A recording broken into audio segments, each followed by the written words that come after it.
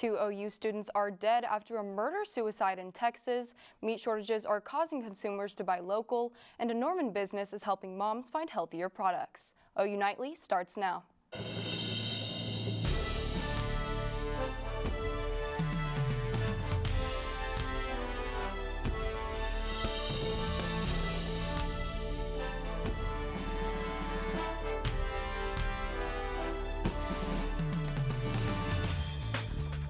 Hello, thanks for watching OU Nightly. I'm Roddy. And I'm Dana Searles. Tonight we begin with an apparent murder-suicide in Texas, leaving two OU students dead.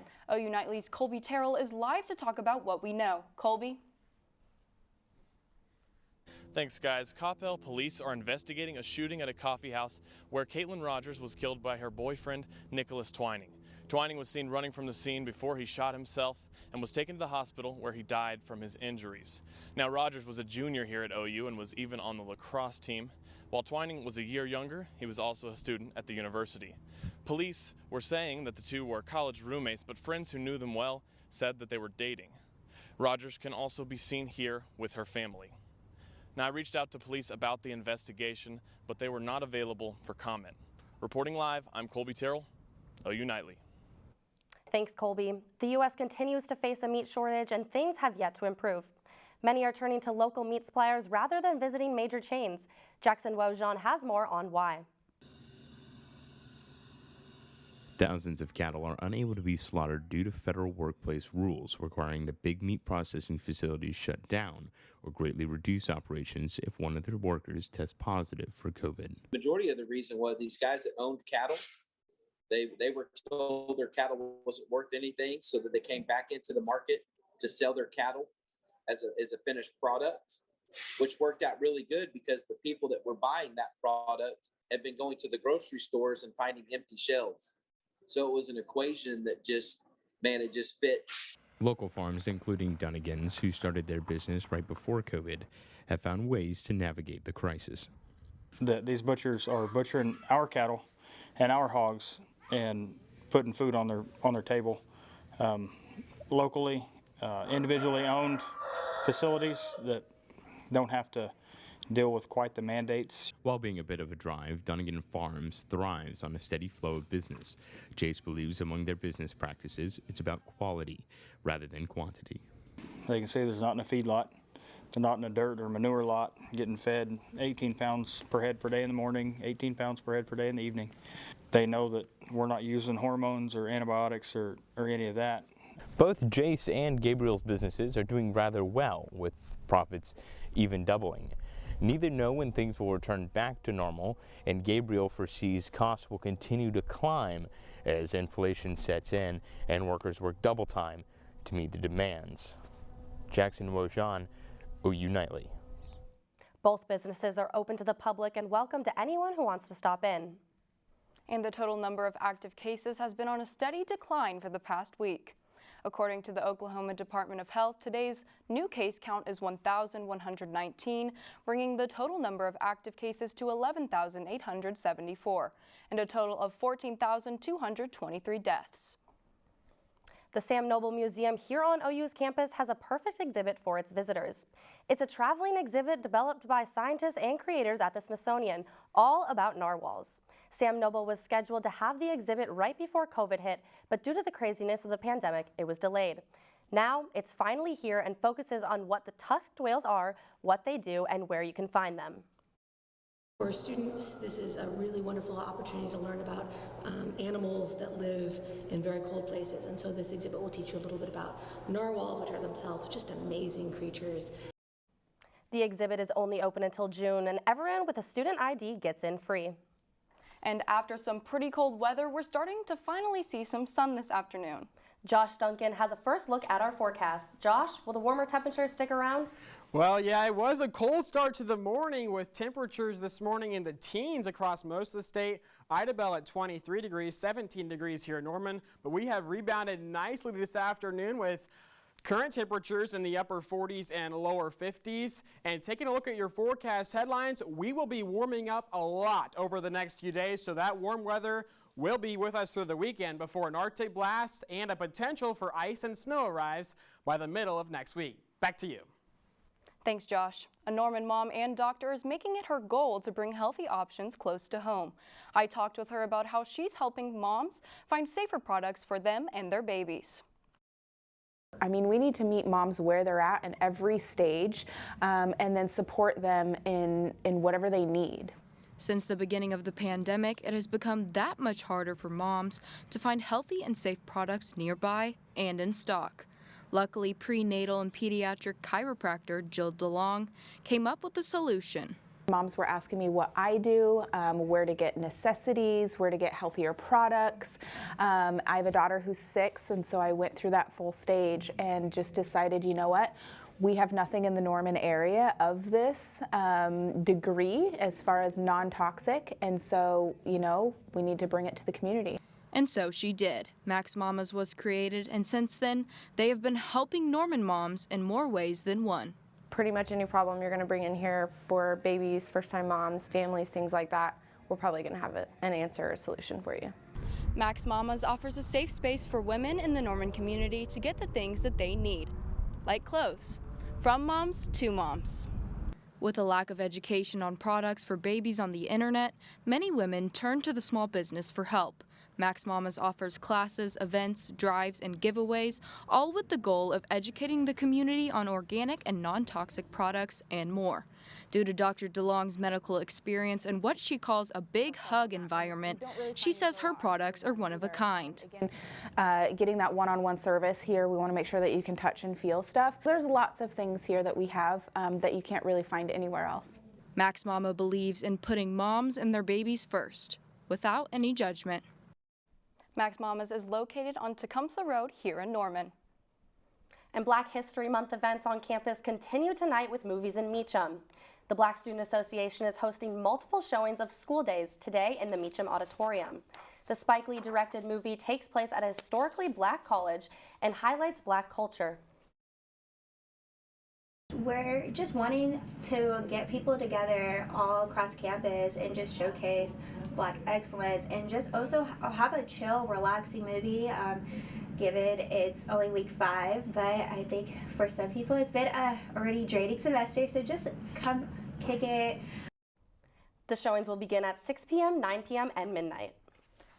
And Russia continues to add soldiers to the Ukraine border after Russian President Vladimir Putin pledges to protect the nation's interest. We'll have more on that coming up. And if you're looking for something to do this Saturday, we will tell you how you can support a local nonprofit by drinking beer and eating tacos.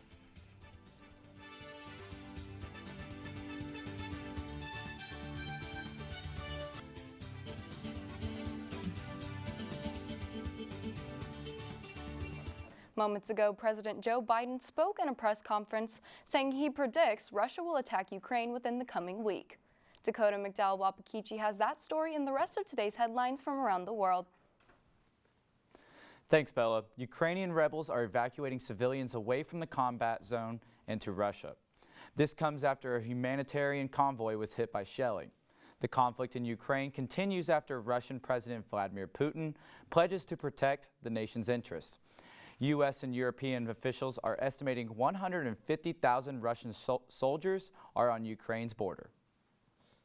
The New York Attorney General has called on former President Donald Trump Jr., and Ivanka Trump to sit in for depositions. This comes after the Trump Organization is investigated for alleged financial improprieties.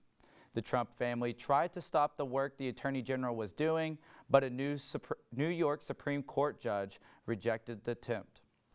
The former president's son, Eric Trump, has already sat in a deposition where he refused to answer specific questions. The others will have to attend depositions in the next 21 days. Former Minnesota police officer Kim Potter was sentenced to 2 years in prison after she shot and killed Daunte Wright. Potter was convicted of first and second-degree manslaughter after she claims she mistakenly drew her gun instead of her taser. She's required to serve 2/3 of the sentence in prison, but will then be eligible for supervised release pending good behavior. And Canadian police are arresting protesters in the streets of Ottawa as they chant freedom and My Body, My Choice against the country's COVID-19 restrictions. Dana, back to you. Thanks, Dacoda. And it might be National Wine Day, but if you're more of a beer and taco lover, then Norman is the place to be this weekend. The inaugural Beer and Tines Day event is happening tomorrow at Reese's Taco Park. It features their food and beer from local breweries, including Crossed Cannons, Lazy Circles, Beer is Good Brewing Co., and more. Tickets are $45 and include 2 tacos and 7 5-ounce pours. Proceeds benefit the Cleveland County Habitat for Humanity. The event runs Saturday from noon to 4 p.m. A popular coffee chain is giving back to the communities in Oklahoma. Find out how you can participate by just grabbing a cup of coffee. Yeah, plus there might be another ice storm heading our way. Coming up straight ahead on OU Nightly. Josh, what can we expect? Yeah, it's looking like we're going to see some really warm weather for early next week, but then a major cool down with a potential winter storm arrives by Wednesday and Thursday. Those details are coming up next.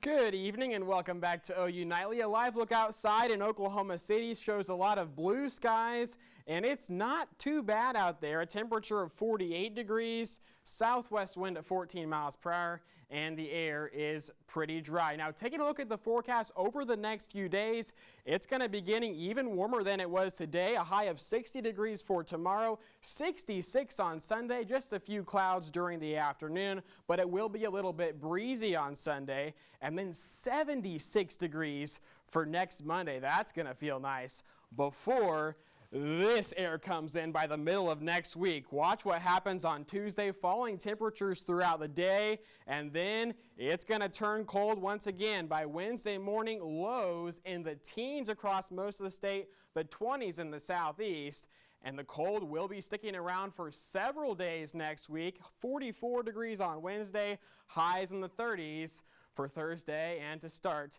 next weekend. So this colder air does come along with a storm system, and this one is a little bit different than the last one we're dealing with because it looks like most of the state will be cold enough to support some frozen precipitation. So right now, the best chance of freezing rain and sleet is across the southeastern half of the state, and then northwest of that, it may be mostly snow with a little bit of rain to the southeast, but this track can still change, so we'll be watching it over the next several days as the storm system approaches.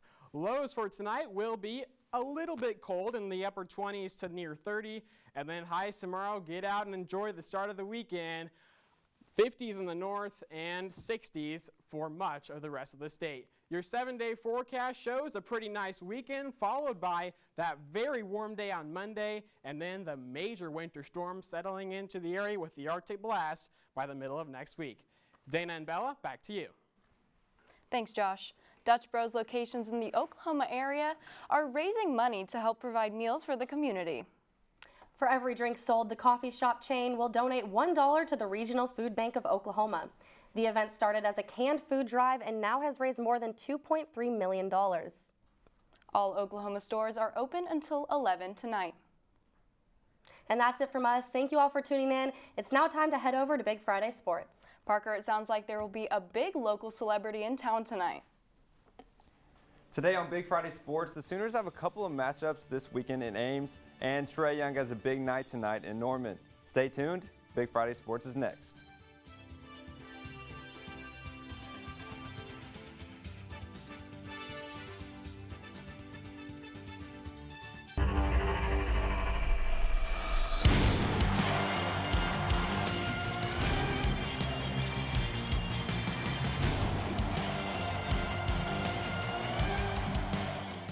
Hello and welcome to Big Friday Sports. I'm Parker Abels. And I'm Madeline Hunter. We have a lot of Sooner sports in action this weekend, but we start today with NBA superstar Trae Young's appearance tonight in Norman. Dylan Rivera is live on the scene. Dylan?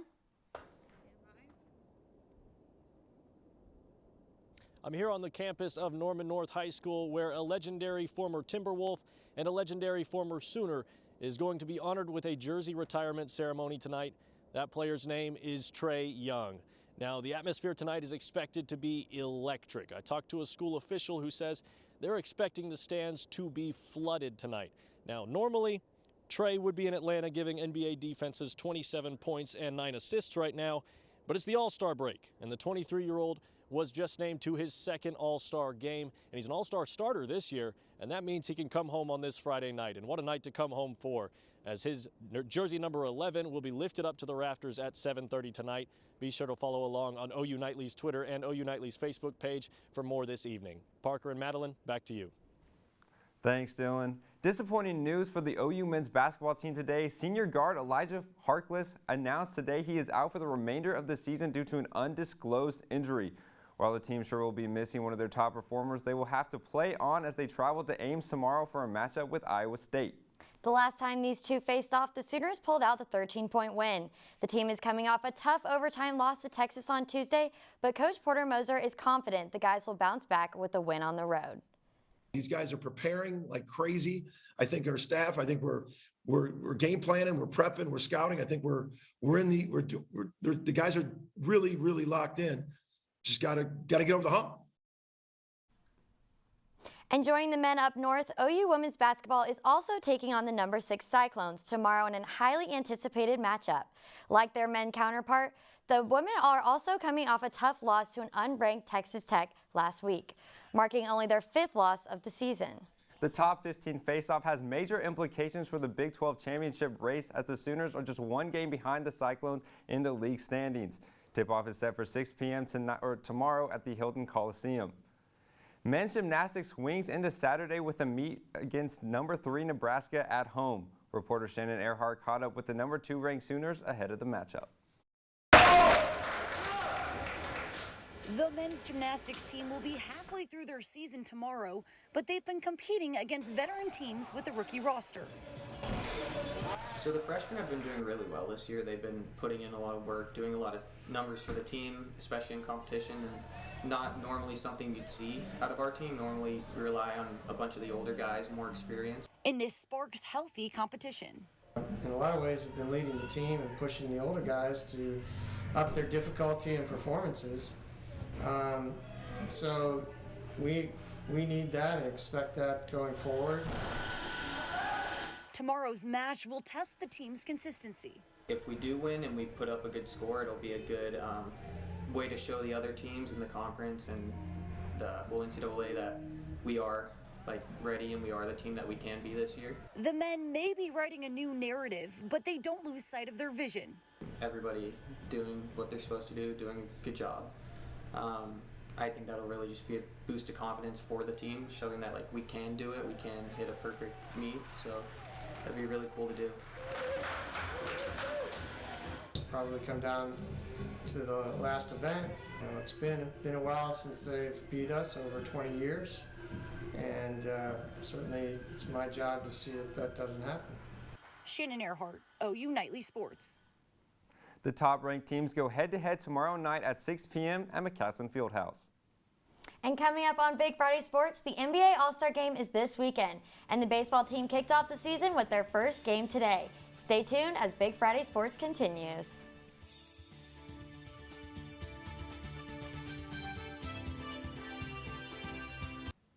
Welcome back to Big Friday Sports. The OU baseball team is in action at Arlington, Texas once again tomorrow. This time they're going to be taking on the University of Arizona. That game starts at 7 o'clock tomorrow evening. It looks like temperatures will be around 60 degrees for first pitch, but throughout most of the game falling into the 50s.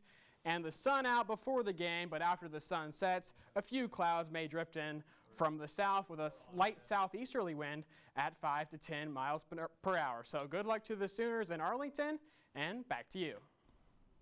Thanks, Josh. The baseball team got their first win of the season, shutting out Auburn 3-0 in Arlington this morning. Now the Sooners are continuing their jam-packed weekend at Globe Life Field with one game tomorrow versus Arizona and the other on Sunday versus Michigan.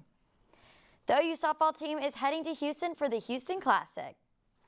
The 5-0 Sooners started today at noon with a 15-1 win over McNeese State and are currently taking on the Houston Cougars. They play both teams again tomorrow at 12:30 and 3 and have a battle against Texas State Sunday at 10 a.m. The College Football Playoff Committee announced today that they will stick with the 14 playoff route until at least 2025. The news comes after talks of expanding to 8 or 12 teams earlier last year, But the news of Oklahoma and Texas heading to the SEC, the other conferences decided it was best to keep it at 4. As the MLB lockout continues, spring training has been postponed. Spring training was originally set for February 28th, but the MLB Players Association says spring games will start no earlier than March 5th. The league and the Players Union will meet Mondays in hope of ending the lockout soon.